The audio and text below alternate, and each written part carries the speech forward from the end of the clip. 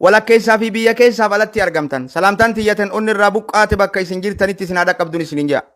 mata dureen arrawaan angabaabduu qabadhee dhihaadhee wal qoqqooduun mallattoo kufiinsaatii jetti wal qoqqooduun nuuf mallattoo kufiinsaati wal arrabsuun gamaa gamanaa walitti bobba'uun mallattoo kufiinsaati tokkummaan teenya ammoo mallattoo injifannooti tanaaf rabbiin guddaan wa'tasimuu bihablillaahi jamii'an walaa tafarraquu addaan hin babahina tokkotaa haada rabbii qabadhaa nama addaan faca'e mallattoo gabrummaati kiyyoo diinni nuu hidhe kiyyoo aduwwiin saba kanaa nuu hiite jala deemuu haa dhiifnu maalin isinirraa jibbe ijoollee teenya ijoollee tiyya kabajamtoota kutaa 11 oromiyaa keessatti argamtan kutaa 11 oromiyaa keessatti argamtan waan isinirraa gadde waan isinirraa jibbe tiktokii fi waan feesbuuka kanaa fi appilikeeshina kanarratti baanee saba keenya kan tokkummatti haajamu yeroo ammaa tana keessatti wal arrabsuun keenya wal tuttuquun keenya mallattoo kufiinsa keenyaati mallattoo kufiinsa keenyaati korma gaalaa takka gaala dheeraa san rabbiin muka dheeraa fi waan if jalaallee nyaadhe je'ee kennee fi muka qarree hallayyaa dhaabbayu tokkicha deemee isatti deemee hallayyaa bu'ee du'uun itti deebii rabbiitii jaa gaafa tokko nu godhe ka hundi waliif rifannu san ka waliif boonyu san kayoo wallaggatti namni tuqame harargeen boochu san kayoon baalee dhukkubsa baaleetti namni tokko waa ta'e wallo boochu san gaafa san mallattoo milki'iiti mallattoo tokkummaa keenyaattu gabrummaa ifirraa fonqolchuun nurratti mul'ate jechuudha arra hoo maaltu dhufe maaliif gootowwan keenya qabritti ciisa dhorgitan hoggaa jimmaa arrabsitan abbaa jifaarii fi nama jimma keessa amma jiru nama nu jaalannu hunda arrabsaa jirtan nama as gubbatti bahee isin arrabsu ka warra jimmaa san arrabsaa jirtan hawaasa jimmaa qulqulluu saba kanaaf laphee baatu ka saba kana jaalatu arrabsaa jirtan hoggaa arsii arrabsitan nama qabrii jiru gaggaarii fi wallaahi billah nama babbareedaa addunyaa tanaaf fakkii ta'e hunda arrabsaa jirtan nama isin arrabse san qofa arrabsaa jirtan sababammaan feesbuuka gubbatti baanee nuti lammiidhaan sabaa wal qoonnee gosaa wal arrabsinuuf harargeen walirratti duulluuf harargee fi jimma baalee fi arsii jennee walirratti duulluuf maali ilmaan oromoodha maali ilmaan muslimaa maali xiqqeenya akkana maaliif waan abbootiin teenya gaara keessatti hallayyaa keessatti sammuun itti dhukkubaa turte waan ummanni ummata keenya yaachisaa ture maaliif iskiriina xiqqaa kanaan wal arrabsitanii wal xiqqeessitan jimma ilmaan eenyuuti baale ilmaan eenyuuti arsiin ilmaan eenyuuti wallagga ilmaan eenyuuti ilmaan abbaa tokkootiimi ilmaan oromootiimi akkamitti lammiin oromoo lammii oromoo arrabsiti arrabni nama biraan hin gayu arrabni namni biraan arrabsu bobbaan namni biraan irratti bobba'u nuuf hin gayu ijoollee teenya maaliif waan banne hundatti gizee waan kana banne maaliif arraba lammii teenyaa garra hoggaa waa arrabsitu namni ati jaalattu hundi hoggaa baale arrabsitu takka arsii arrabsitu arsii hoggaa arrabsitu arsii maaree taate arsiin ilmaan maaree jettee arrabsitu leenjisoo diigaa fa'aa arrabsu jirtaa beekadhu rashu fa'aa arrabsu jirtaa beekadhu tolo fa'aa arrabsutti jirtaa beekadhu abdullaahi ganamoon fa'aa arrabsutti jirtaa beekadhu hoggaa jimmaa arrabsit raayyaa abbaa maccaa fa'aa arrabsaa ustaaz raayyaa fa'aa arrabsutti jirta ahmaddiin jabal fa'aa arrabsutti jirtaa beekadhu hoggaa harargee arrabsit elemoo qilxuu fa'aa arrabsu jirta sheeyamiin biroo fa'aa arrabsu jirta nama biyya tanaa jaalattu nama gaggaarii arrabsu jirtaa beekadhu jarra abbaa gadaa fa'aa arrabsu jirta hoggoo harargee arrabsite maali dhukkubni akkanaa dhukkubni diinaa kun akkamin nu keessaa bahuu dide inni kiyyoon diinni nu hidhe gizee hunda akkamin nu diidi keessaa fi alatti tiktooka keessa yoo guddifachuu barbaaddan waan biraatiin hin guddifattanii maaliif biyya teenya arrabsitan maaliif oromiyaa arrabsitan waan biraan qabdanii tiktookan guddifattan maqaa wal dhawaati balu ati baalagee jee arrabsi nama siin wal lole san arrabsi nama wal dhabdeen san arrabsi hoggaa wallaggaa arrabsitu abdii sabaa aagaa fa'aa arrabsu jirtaa beekadhu hoggaa wallaggaa arrabsitu ilo abbaa boor arrabsitu waan arrabsitu san waan amma arrabsitu san ilaalin nama isa duubaa arrabsaa jirta haadha nagayaan kabajaan haadha dhiiraa ta mana teessoo arrabsaa jirta abbaa dhiiraa ka nagayaan mana ifii taa'u ka nagayaan kabajaa qabu ka takkaa waan akkaati namaan arrabsituu kanan dhagayin arrabsaa jirta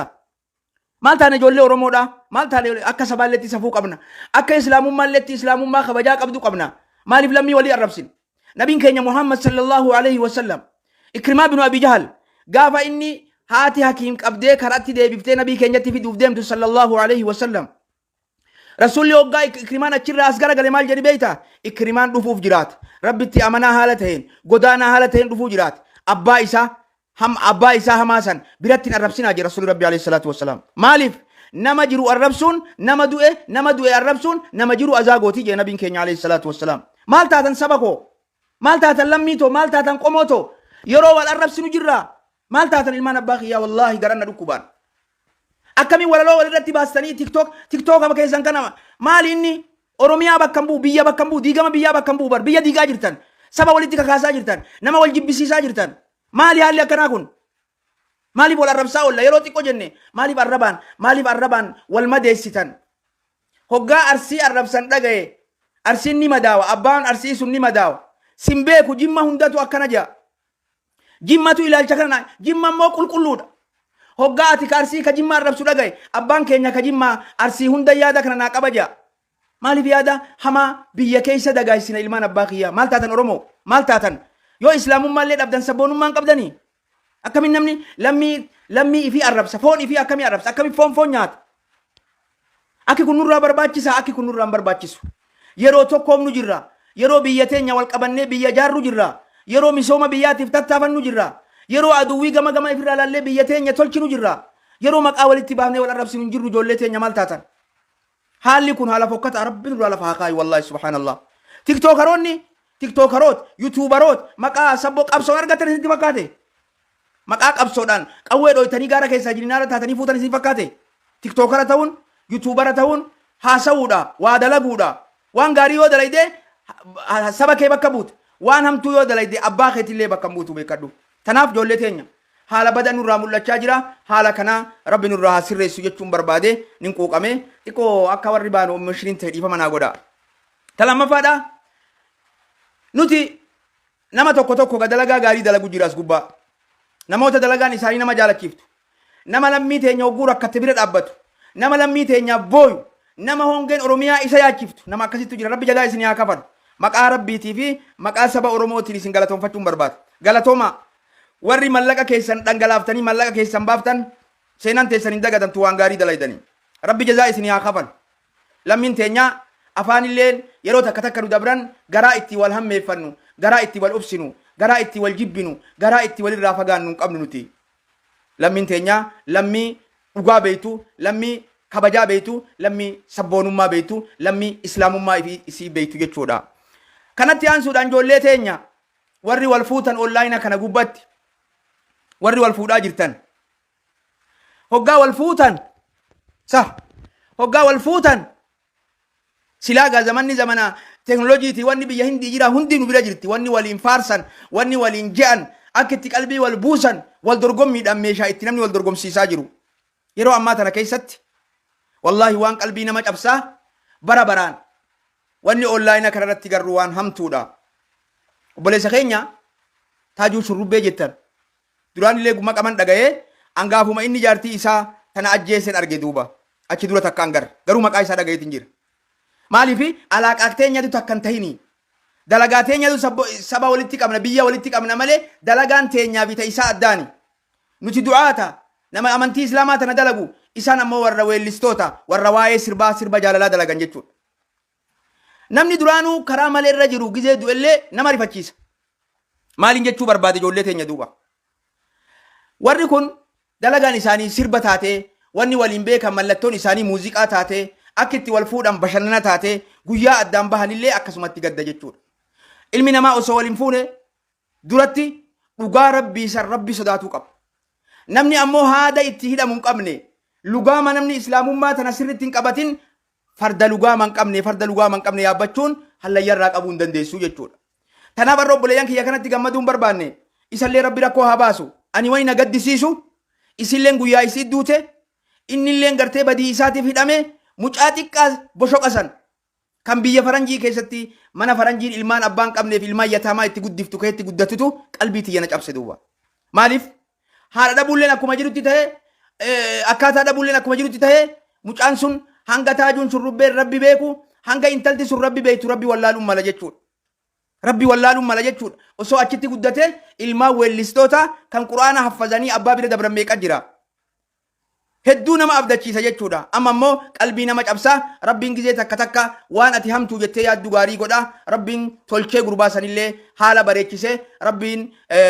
gartee ilma faayidaa biyyaa qabu ka islaama faayidaa qabu rabbiin keenya godhuun rabbii keenya irraa ni malti jechuudha subhaanallah. ani wanni jibbita lammaffadha obboleettiin teenya duute waan dalagatte khayrillee taatu itti geesse hamtullee taatu itti geesse wilii duniyaa tana gubbatti deebi'uu hin dandeessu duuba eega deebi'uu hin dandeenye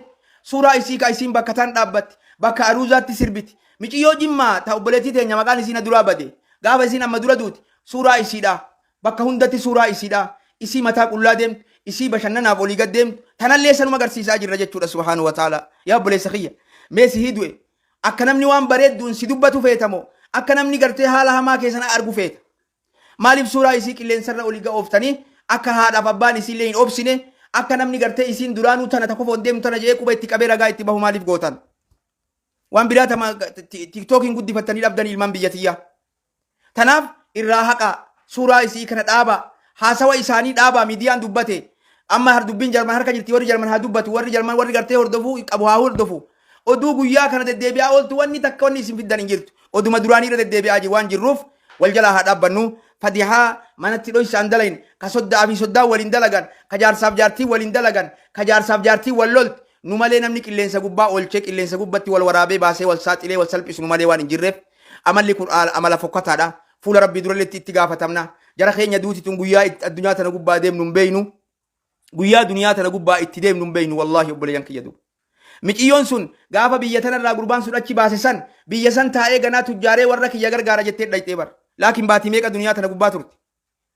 inni illeen gizee baasu bardu ajjeechaaf hin baafne wallaahi obboleeyyan kiyya ajjeechaaf hin baafne haadha manaa godhadheetiin waliin horree waliin guddanna jee baaseemi ta rabbii magaalaan ta namni bahu tanaa miti magaalaa biraattu jira jechuu magaalaan rabbiin nama geessu tanaaf guyyaa duunu waan hin beeyneef waan gaafa duunu gartee nurratti ragaa bahee qabrii ciisan dhorka arruma irraa hafa gaannu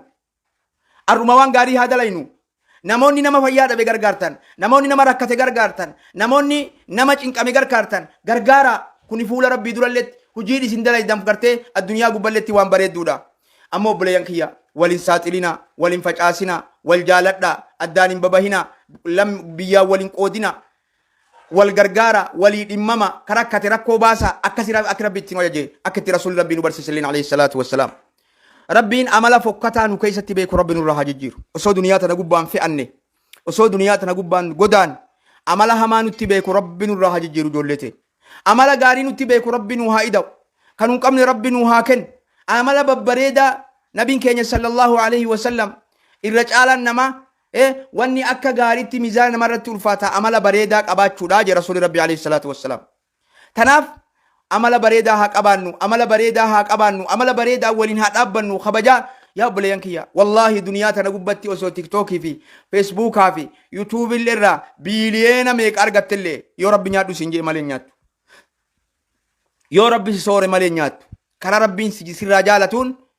karaa rabbiin sirraa fedhuun sooramuu barbaadi insha Allah nagayaanin gara biyyaa deebi'ee iddoo tana gara adda addaa keessan deemaa ture amma gara Dirredhawaa deebi'ee baga walitti dachaan hiriyoota kiyya qaqqaalii fi kabajamoo jaalatamoodha rabbiin isin haa jaalatu karaa ifi jaalatu rabbi isin haa oofu gaachana gartee sabaa fi islaamaa rabbi isin haa godhu nagayaan rabbi biyyatti isin haa deebisu ulfinaan rabbi biyyatti isin haa deebisu jaalalaan rabbi biyyatti isin haa deebisu wallaahi billaahi obboleeyyan kiyya